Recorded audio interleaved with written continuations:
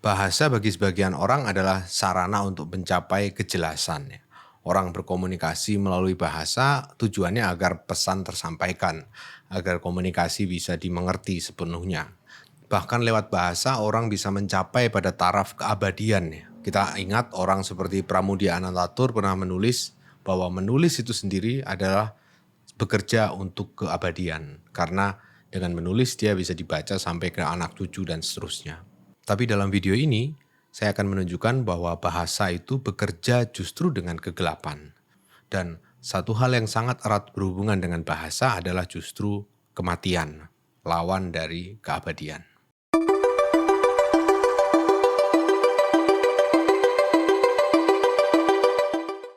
Adalah sebuah fakta yang aneh bahwa di antara semua makhluk hidup yang ada di bumi ini, manusia adalah makhluk yang secara intensif menggunakan kemampuan bahasanya. Binatang-binatang lain tentu saja memiliki semacam kemampuan dasar untuk berkomunikasi ya. Lumba-lumba misalnya berkomunikasi dengan sonar, demikian pula dengan kelelawar untuk mendeteksi ceruk gua dan seterusnya. Banyak sekali binatang juga menggunakan komunikasi yang sifatnya menggunakan bahasa isyarat dan segala macam. Tetapi hanya manusia yang menggunakannya, mengoptimalisasinya sampai sedemikian rupa. Kalau teman-teman membaca buku Yuval Noah Harari yang berjudul Sapiens, teman-teman akan tahu bahwa bahasa adalah instrumen manusia paling utama yang menunjang keselamatannya. Lewat bahasalah manusia bisa mengorganisasikan suatu unit sosial yang jauh lebih besar daripada yang dimiliki oleh suku simpanse dan bonobo dan lain-lain itu. Jadi kita memiliki kemampuan untuk mengorganisasikan masyarakat dengan jumlah yang begitu besar justru karena kemampuan bahasa ini. Dan bahasa ini menurut Yuval Noah Harari bekerja dengan semacam fiksi. Artinya bahasa tidak hanya kita gunakan untuk menyampaikan pesan secara langsung, misalnya kalimat pernyataan seperti hari ini hujan, atau kalimat perintah seperti ambilkan batu itu, tetapi dia juga bisa digunakan untuk menyampaikan suatu skenario alternatif ya. Sesuatu yang nggak ada, yang nggak pernah bisa kita lihat di mata kepala kita, nggak pernah bisa kita dengar, nggak pernah kita bisa cium dan seterusnya, tapi bisa dihadirkan seolah-olah di hadapan muka kita. Itu dilakukan melalui bahasa, dan itu adalah fiksi. Lewat fiksi inilah kemudian masyarakat itu bisa diorganisasikan.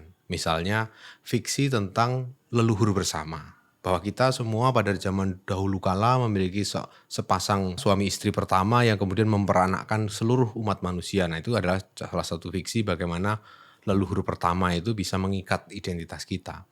Jadi keseluruhan kehidupan sosial kita diorganisasikan di sekitar fiksi bahasa seperti itu. Bahasalah yang memungkinkan kita merakit fiksi itu. Misalnya fiksi bahwa jangan pergi ke sana atau jangan menebang pohon itu karena pohon itu kalau ditebang nantinya akan mengeluarkan, akan melepaskan roh jahat seperti itu.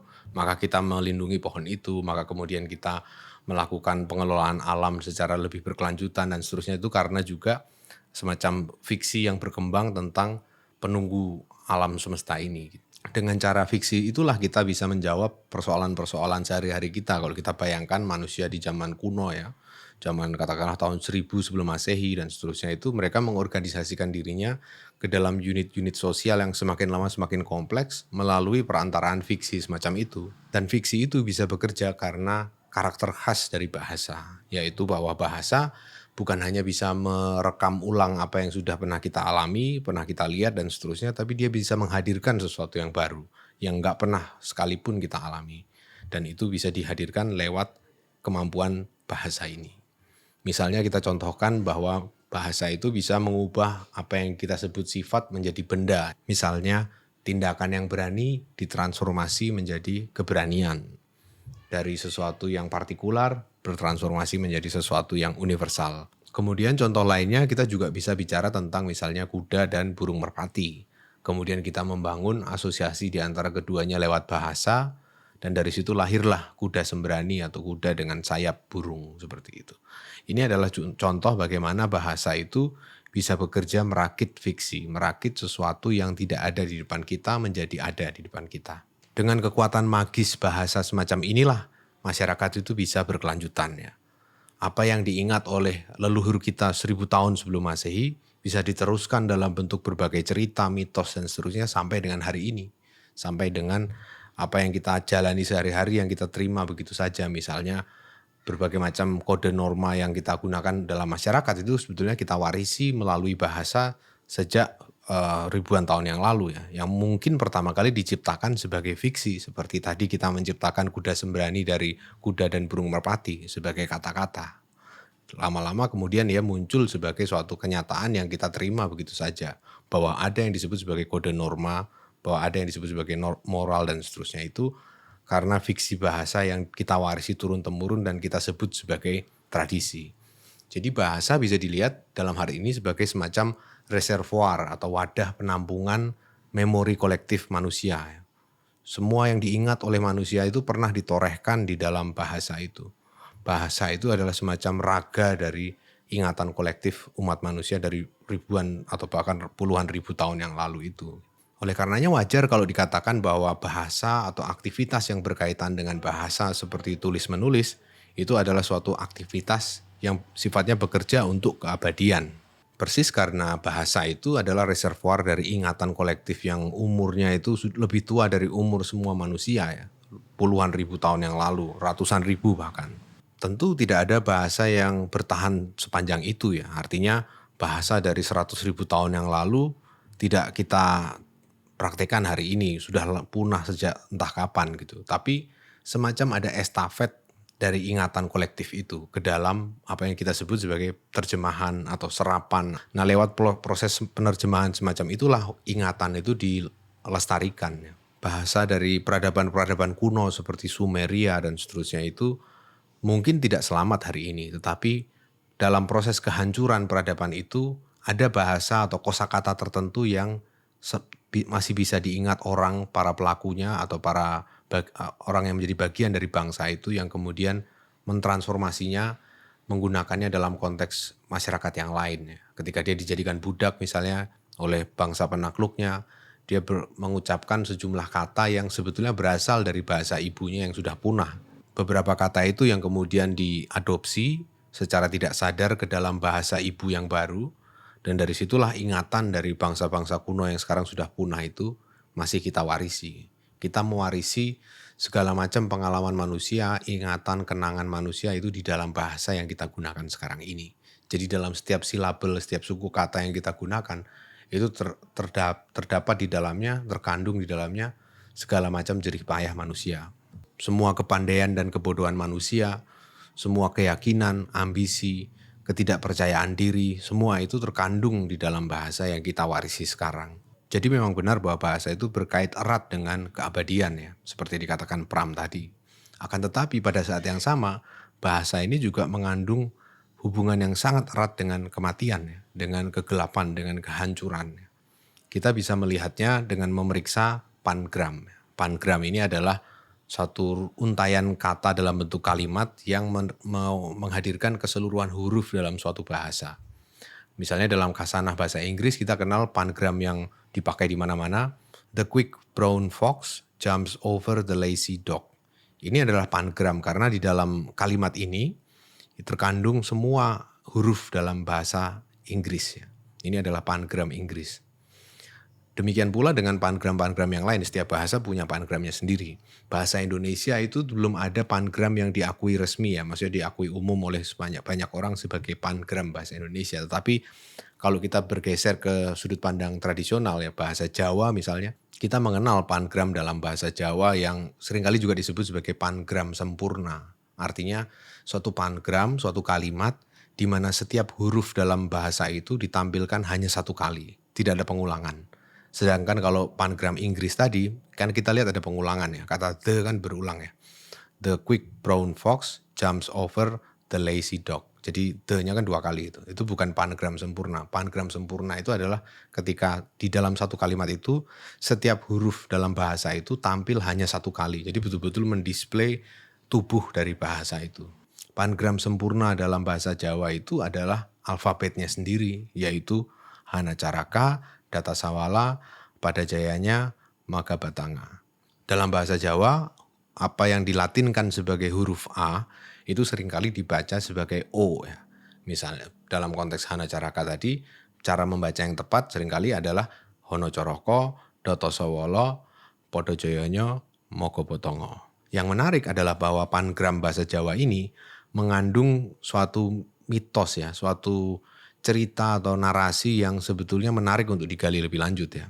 Dalam terjemahan populer, Hanacaraka ini biasanya diartikan keseluruhan tadi frase itu sebagai Hanacaraka artinya adalah ada dua duta atau dua perwakilan. Dottosawala sebagai berselisih paham. Podojoyonya diartikan sebagai sama kuatnya. Dan Mogobotongo itu diartikan biasanya sebagai mereka kedua sama-sama mati. Gitu. Jadi ini bercerita, suatu panagram ini bercerita tentang dua duta yang berselisih pendapat tetapi sama kuat, berantem gitu, dan keduanya sama-sama mati. Cerita dari atau mitos di balik Hanacaraka ini adalah seorang raja mitologis yang katanya mendirikan kerajaan pertama di Jawa. Namanya adalah Aji Saka. Menurut legenda, Aji Saka ini memiliki dua duta ya, dua utusan ya, atau pengawal lah seperti itu. Yang satu namanya Dora, yang satu namanya Sembodo. Dia menugaskan kepada Sembodo itu untuk menjaga pusaka milik Aji Saka dan berpesan bahwa jangan memberikan pusaka ini kepada siapapun kecuali kepadaku saja, yaitu Aji Saka sendiri. Kemudian Aji Saka dan Dora pengawal satunya berangkat ke Jawa ya. Di sana dia kemudian berpetualang, mendirikan kerajaan dan seterusnya, dan dia meminta kepada Dora setelah dia merampung mendirikan kerajaan itu agar mengambilkan pusaka yang tadinya dititipkan kepada Sembodo itu. Maka datanglah si Dora itu ke Sembodo untuk meminta pusaka itu. Nah, tapi karena Sembodo itu masih ingat pesannya bahwa pusaka itu hanya boleh diambil oleh Aji Saka sendiri, maka dia tidak memberikan pusaka itu ke Dora. Sekalipun dia tahu Dora itu adalah pengawal yang selevel dengan dia bersama dengan mengawal Aji Saka. Maka berantemlah kedua pengawal itu, dua penjaga itu atau dua duta itu. Mereka berantem karena sama kuatnya, maka keduanya sama-sama mati gitu. Nah, dari situlah menurut legenda itu Aji Saka pulang ke tempat asalnya dan menemukan mereka berdua mati, dan dari situlah dia mengarang satu puisi bernama Hanacaraka ini. Sebenarnya cukup aneh kenapa cerita tentang asal-usul alfabet bahasa Jawa ini, Hanacaraka ini, dikaitkan dengan cerita tentang Aji Saka dan kedua pengawalnya yang mati saling bunuh itu. Seperti tidak ada hubungan langsung ya di antara kedua itu. Salah seorang penyair kita, Afrizal Malna, menafsirkan itu dalam salah satu bukunya tahun 2018 kalau nggak salah, judulnya Buka Pintu Kiri, judul buku puisinya. Judul puisi itu adalah Teknoteks Aji Saka. Isinya adalah untayan kata Hanacaraka itu ya. Hanacaraka, Datasawala, pada jayanya, Magabatanga gitu. Tapi setelah itu Afrizal menambahkan dua larik ya. Dua pengawal mati di depan gerbang bahasa. Apa makna puisi pendek ini ya, terutama dua larik terakhirnya itu. Dua pengawal mati di depan gerbang bahasa. Dari sini kelihatan bahwa Afrizal menafsirkan cerita Hanacaraka itu berdasarkan terjemahan populer tadi ya. Bahwa ada dua duta yang berselisih paham, kemudian berantem, kemudian mati gitu ya. Dan karena keseluruhan itu adalah abjad bahasa Jawa, maka Afrizal menafsirkannya sebagai dua penjaga yang mati di depan gerbang bahasa. Tapi sebetulnya terjemahan populer yang kemungkinan dijadikan rujukan oleh Afrizal itu sebetulnya merupakan suatu saduran ya. Kalau kita perhatikan langsung terjemahan harfiahnya, bunyinya akan sedikit berbeda dan perbedaan ini sangat krusial. Hanacaraka itu artinya adalah secara harfiah adalah ada duta. Hana itu kan ono ya, ono caroko itu kan duta. Ada perwakilan atau utusan seperti itu. Datasawala itu artinya secara harfiah adalah memiliki perbedaan. Bukan berselisih pendapat ya, tapi memiliki perbedaan. Kemudian pada jayanya itu sama ya, sama-sama kuatnya. Yang menarik adalah justru larik terakhirnya, Magabatanga. Magabatanga ini kalau kita terjemahkan secara harfiah artinya adalah inilah mayat. Maga itu inilah, batang itu adalah mayat ya. Batang ya, itu TH kan. Larik terakhir ini menarik sekali ya karena ini beda dengan terjemahan populernya yang tadi ya, bahwa mereka berdua sama-sama mati gitu. Dalam arti tertentu ini adalah mayat mereka berdua, si duta itu yang memiliki perbedaan tadi itu. Inilah yang kemudian menghasilkan terjemahan populer tadi ya, bahwa mereka berdua sama-sama mati.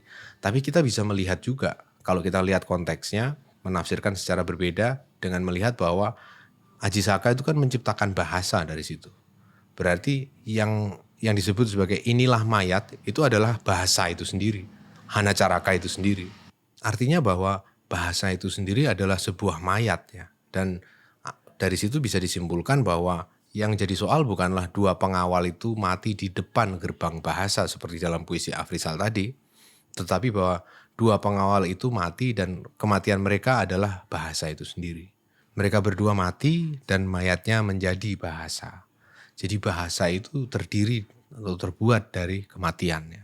Ini suatu hal yang unik ya. Kenapa suatu alfabet yang lengkap ya, pangram sempurna tadi itu disajikan di dalam wacana tentang kematian ya. Apa hubungan antara bahasa Jawa dan kematian? Dalam arti apa bahasa bisa dianggap terbuat dari kematian? Seperti dalam pangram bahasa Jawa tadi kan, ini kan maksudnya adalah untuk memamerkan keseluruhan kata dalam bahasa Jawa ya. Mendisplay keseluruhan aksara Jawa. Dan dalam display itu yang dihadirkan adalah mayat ya, Magabatanga itu. Kenapa mayat? Kenapa kematian yang dihadirkan ketika orang mau menghadirkan seluruh kekayaan bahasa dalam bentuk aksara itu? Mayat siapa ini sebetulnya? Tentunya bukan hanya Dora dan Sembodo tadi, ini suatu mayat simbolis tentunya. Nah, kita bisa menjawab ini dengan memperhatikan bahwa sebetulnya ini kan kelahiran dari aksara Jawa. Kalau sesuatu itu lahir, berarti ada sesuatu yang mati sebelum yang lahir itu ada. Dan yang mati itu adalah yang bukan aksara. Apa yang bukan aksara? Itu adalah kelisanan. Sesuatu yang lisan yang disampaikan secara langsung tanpa melalui perantaraan huruf ya. Berarti kematian yang dimaksud di dalam Magabatanga boleh jadi adalah suatu kematian kelisanan ya. Matinya kelisanan dan lahirnya keberaksaraan. Tapi apa yang dimaksud dengan matinya kelisanan ya? Apakah kemudian orang berhenti bercakap-cakap secara lisan? Tentunya tidak begitu ya. Yang dimaksud boleh jadi adalah suatu kelisanan sebagai kelugasan ya. Kelugasan dalam pengertian orang menyampaikan makna apa adanya secara langsung tanpa ke kanan ke kiri ya. Itu kan ciri khas dari kelugasan kan seperti itu ya. Jadi orang menyampaikan sesuatu secara lugas to the point gitu ya. Dan ini persis yang dilakukan oleh Sembodo dan Dora tadi. Keduanya kan sebetulnya mempraktekkan suatu sikap yang betul-betul lugas ya. Artinya dia menerima instruksi apa dan dia ingat terus kemudian ya itu yang dilakukan gitu. Kedua belah pihak seperti itu. Hasilnya adalah berantem sampai mati kedua-duanya kan. Artinya seolah-olah di sini ada semacam pesan tentang perlunya secara bijaksana menghindari semacam kelugasan itu di dalam bahasa. Artinya bahasa dalam kasus ini berarti bahasa Jawa itu bekerja bukan dengan kelugasan tapi justru di dalam bayang-bayang. Di dalam bayang-bayang kematian tadi itu. Dibayang-bayangi oleh arwahnya si Dora dan Sembodo yang lugas yang langsung-langsung saja itu. Maka bahasa Jawa kemudian berkembang sebagai suatu bahasa yang sangat menekankan komunikasi tidak langsung ya. Bicara gini maksudnya begitu, maksudnya begini, bicaranya begitu dan seterusnya. Dengan demikian kesalahpahaman, miskomunikasi itu bukanlah sesuatu yang mau dikecualikan atau disingkirkan dari bahasa dalam pengertian tadi ini, melainkan justru diterima sebagai bagian penting dalam komunikasi. Bahwa kesalahpahaman, ketidakjelasan, kekaburan itu justru merupakan bagian dari esensi bahasa.